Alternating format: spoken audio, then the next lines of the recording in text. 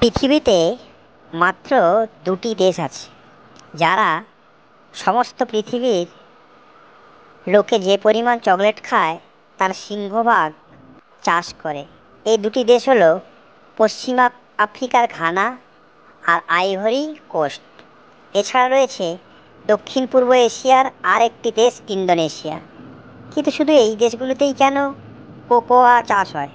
কারণ এদের ভৌগোলিক অবস্থান নিরক্ষরেখার 20 ডিগ্রি উত্তর থেকে 20 ডিগ্রি দক্ষিণ অক্ষাংশ পর্যন্ত অঞ্চলের জলবায়ু কোকোয়া চাষের জন্য একেবারে আদর্শ। গাছটির বৈজ্ঞানিক নাম থিওব্রোমা ক্যাকাও। এর বীজ থেকেই চকলেট তৈরি হয়। এই গাছের জন্য সবচেয়ে জরুরি হলো বাতাসে জলীয় বাষ্পের উপস্থিতি।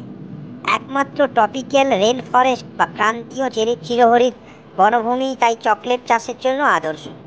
কিন্তু বিজ্ঞানীরা বলেছেন 2050 সালের মধ্যেই পৃথিবী থেকে চকলেট ফুরিয়ে যেতে পারে, বিলুপ্ত হতে পারে ক্যাকাও গাছ।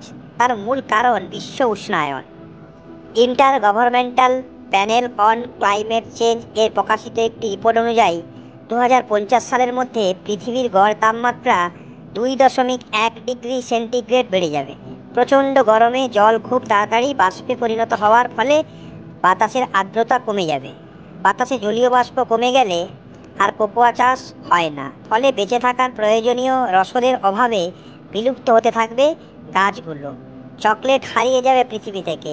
বিজ্ঞানীরা তাই এই গাছে এমন জিনগত রূপান্তর ঘটাতে চাইছেন যাতে ওরা বেশি তাপমাত্রায়ও বেঁচে থাকতে পারে। আগামী দিনে বিজ্ঞানীরা এমন গবেষণায় সফল হলেও হতে পারেন।